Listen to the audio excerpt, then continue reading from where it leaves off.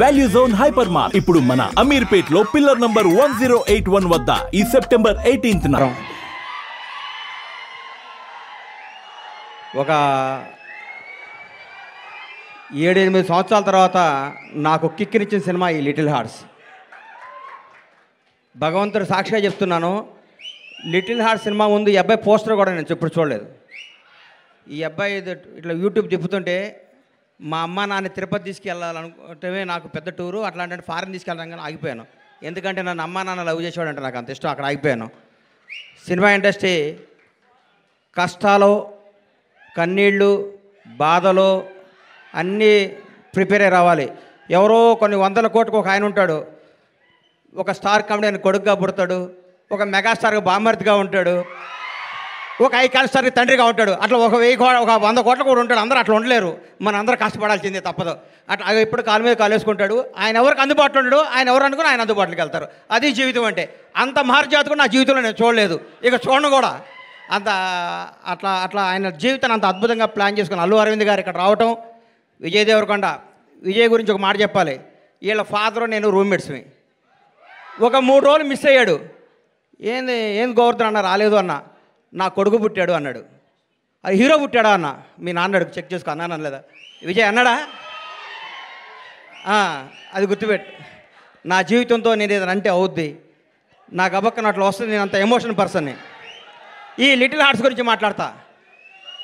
సరే, ఓజీ గురించి చెప్తాను ఒక నిమిషం. ఈ భారతదేశంలో ఉన్న కొంత కోట్ల మంది అభిమానులు, నేను ఒక అభిమాని. తిరుపతి దేవుడికి రోజుకు 1,00,000 మంది భక్తులు వచ్చి వెళ్తూ ఉంటారు. ఆ 1,00,000 మంది భక్తుల్లో కూడా నేను ఒకడిని. నేను ఒక్కడనే భక్తుడిని కాదు, నాలాంటి కోట్ల మంది భక్తులు నేను ఒకడిని. మీలాగా నేను పూజిస్తాను, మీలాగా నేను ప్రేమిస్తాను. నేను మీలో ఒకడిని, మీకంటే నాకు ఏ ఎక్కువ క్వాలిఫికేషన్ లేదు. ఓజీ బ్లాక్ బాస్టర్ అవ్వాలని మీతో పాటు నేను కోరుకుంటున్నాను. అది తప్పకుండా బ్లాక్ బాస్టర్ అవుద్ది, అంతే. Thank you. ఈ సినిమా గురించి మాట్లాడతాను.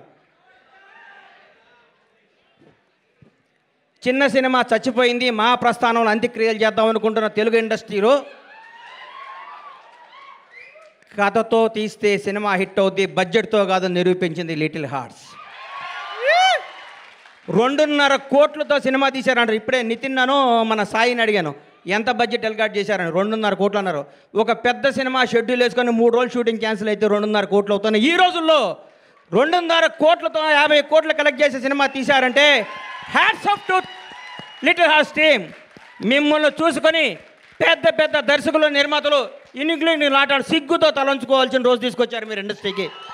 నిజంగా ఇక సినిమా చూడండి, చిన్న సినిమా చూడండి, పెద్ద హీరో 500 కోట్ల బడ్జెట్ ఉంటుంది తీస్తారన్న రోజుల్లో 2.5 కోట్లతో యావత్ తెలుగు ఇండస్ట్రీ, తెలుగు సినిమా, తెలుగు ప్రజలందరినీ థియేటర్కి పరిగెత్తించారు.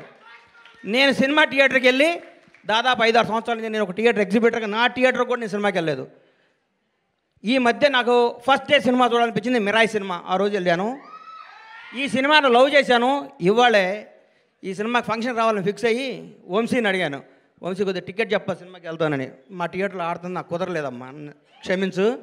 సినిమా చూస్తే దీని అమ్మ ఇది కదా సినిమా అంటే, ఇట్లా ఉండాలి కదా సినిమా అంటే. ఇది వాస్తవం, సినిమా కాదు. మా నాన్నకి నాకు జరిగిన స్టోరీ ఇదంతా. మా నాన్నకి ఇటు చెప్పిన కంటే ఎక్కువ అబద్ధాలు చెప్పేవాడిని, నేను అన్ని అబద్ధాలు చెప్పేవాడిని. షాద్ నగర్లో ట్రైన్ ఎక్కి, కాచిగూడలో ట్రైన్ దిగి, దీపక్ థియేటర్లో సినిమా చూసి, మళ్ళీ ట్రైన్ ఎక్కి షాద్ నగర్ పోయి స్కూల్కి వెళ్ళి వచ్చాను అబద్ధం చెప్పేవాడిని.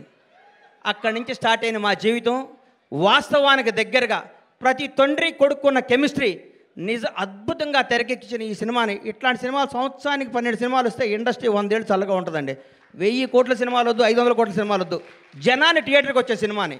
ఈ సినిమా తీయటం కాదండి, ఈ సినిమా వజ్రం ఎక్కడో ఉంటుంది, వజ్రాన్ని వెతికి బయటికి తీసుకొచ్చారు చూడండి. వాళ్ళు ఒప్పుకోవాలి, వంశీని, బన్నీని.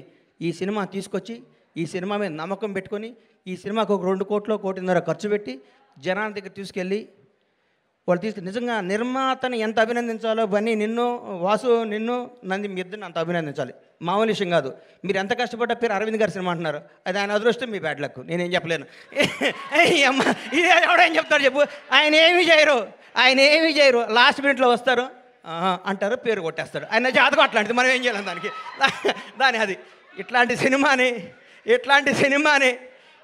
సినిమాని ఈటీవీ విన్ మహానుభావుడు, గౌరవనీయులు, రామోజీరావు గారు ఏ బ్రహ్మముహూర్తాన ఈటీవీ సంస్థని, ఈనాడు స్టూడియోని, రామోజీ ఉషా కిరణ్ మూవీస్ని స్థాపించారు. కానీ ఎంతమంది గొప్ప నటుల్ని, మౌన పోరాటం దగ్గర నుంచి, మయూరి సినిమా దగ్గర నుంచి, ప్రతికంఠ సినిమా దగ్గర నుంచి, ఒక 25 ఏళ్ల ముందు నువ్వే కావాలి సినిమా దగ్గర నుంచి కొత్త టాలెంట్లని, కొత్త భక్తుల్ని పరిచయం చేస్తూ ముందుకు తీసుకెళ్తూ ఎంతోమందికి జీవనోపాధి కల్పించిన రామోజీరావు గారికి హృదయపూర్వకంగా దివిలో ఉన్న రామోజీరావు గారికి మనస్ఫూర్తిగా శిరస్సు వంచి నమస్కారం చేస్తున్నాను. ఈటీవీ సంస్థకి అలాగే చేస్తున్నాను. కొత్త కాళ్ళని ఎంకరేజ్ చేస్తూ కొత్త క్రీమ్ని బయటికి లాగి అందరు టీం అంతా చేసినాక లాస్ట్ మినిట్లో వచ్చి నవ్వుతూ అని అరవింద్ గారు కూడా ఈ సందర్భంగా కృతజ్ఞత తెలియజేస్తున్నాను. నవ్వకండి సార్, వాస్తవం సార్. మీ షర్టు నలగదు, మీ మనసు నలగదు, మీ హెయిర్ స్టైల్ మాలదు, మీరు మాత్రం డబ్బు సంపాదిస్తుంటారు. అది మీ అదృష్టం, దానికి ఎవడం చేయలేడు. ఇలాంటి సినిమాలు తీసిన మౌళి నీకు మాట చెప్తున్నానమ్మా, ఈ 20 రోజులు జరిగిందంతా అబద్ధం, ఒక కల్పన, ఒక 3D అనుకో, కళ్ళజోడిది. ఈ సినిమా రిలీజ్ ముందు రోజు నువ్వు ఉన్న స్టేటస్ మీదే ఉండు. నేను అలాంటి నీ దగ్గరికి వస్తారు, మౌళి గారు మీరు 6 అడుగులు హైట్ ఉన్నారండి, మీ ముందు విజయ్ దేవరకొండ, మహేష్ బాబు ఏం పనికి వస్తారని అంటారు. అవన్నీ నమ్మకోకు. నువ్వు ఒక చంద్రమోహన్ లాగా ఇండస్ట్రీని ఏలాలని కోరుకుంటున్నా. గ్రేట్ లెజెండరీ యాక్టర్ చంద్రమోహన్ గారు ఏమి సినిమాలు తీశారు, చచ్చిపోయేదాకా యాక్ట్ చేశాడు. అది వాస్తవాన్ని నమ్మమ్మ. మీ ఎవరు వయసు మీది గాజువాక, మీ గాజువాక బేస్ని మర్చిపోకు. ఈ ఫిలిం నగరు, ఈ సినిమా, ఈ ట్వీట్లు, ఈ ఫోటోలు, ఈ పొగడ్తలు, ఇదంతా అబద్ధం. ఇంటికి వెళ్ళావని వాస్తవానికి వెళ్ళిపో. నేను రోజు ఇంటికి వెళ్ళి నా షాద్నగర్ కోళ్ళ ఫారం గుర్తించుకుంటా, లేకపోతే వీళ్ళు మన బతకనేరు. ఇక్కడ ఈ మాఫియా మన బతకనేదు. ఈ మాఫియాకి దూరంగా ఉండాలంటే మనం బేస్ మీద ఉండాలి. తప్పకుండా ఎవడు బాగుంటే అబ్బబ్బబ్బబ్బ ఎంత పొడుగుందా ఆయన ఇది అంటారు. నువ్వు నమ్మకో. నేను 5 అడుగుల హైటే ఉన్నాను, నేను మంచి నటుణ్ణి, నేను చంద్రమోహన్ లాగా ఉండాలి అనుకో. ఒకటి గుర్తుపెట్టుకో, నాకు ఒకటి గుర్తు బాగా. మెగాస్టార్ చిరంజీవి గారికి 1 ఇయర్ గ్యాప్ వచ్చింది. శ్రీకాంత్ అనే సినిమా పెళ్లి సంత తీసాడు అరవింద్ గారు, ఇండస్ట్రీ ఇటు కొట్టారు. అబ్బా శ్రీకాంత్ అని అయిపోయాడు, ఇక అది ఇది అన్నారు. ఒక స్టార్ను మనం ఏం చేయలేం. ఎవరో ఒక 100 కోట్లకు మెగాస్టార్ పుడతాడు. అట్లాంటి టచ్లో నువ్వు స్టారుగా, నువ్వు మంచి నటుడివి, నువ్వు మంచి నటుడిగా ఉండాలని మనస్ఫూర్తిగా కోరుకుంటున్నాను. నిన్ను విష్ చేస్తున్నాను, నేను ఆశీర్వదిస్తున్నాను, నేను హెచ్చరిస్తున్నాను. ఈ పొగడతలో నమ్మకో. రౌడీ షర్ట్ ఇచ్చాడు, మహేష్ బాబు ట్వీట్ వేసాడు, బండ్లా గణేష్ చేశాడు, ఇవన్నీ అబద్ధాలు. ఇది నిన్ను బ్లెస్ చేయడానికి, నీకు విషయం చెప్పడానికి చేస్తారు. ఇది ఈరోజే, ఇంకో ఫ్రైడే ఇంకో మోడీ వస్తాడు, ఇంకో ఫ్రైడే ఇంకొకటి వస్తాడు. ప్రతిదానికి ప్రిపేర్ అయ్యిండు. ఎప్పుడు జాగ్రత్తగా ఉండు. దయచేసి దురలవాట్లు చేసుకోకు, దురలవాట్లు చేసుకోకు. ఎవరిని నమ్మకు, నమ్మినట్టు ఉండు, వాస్తవంగా బతుకు, అద్భుతంగా కథలు చేసుకో, నటుడిగా పేరు తెచ్చుకో.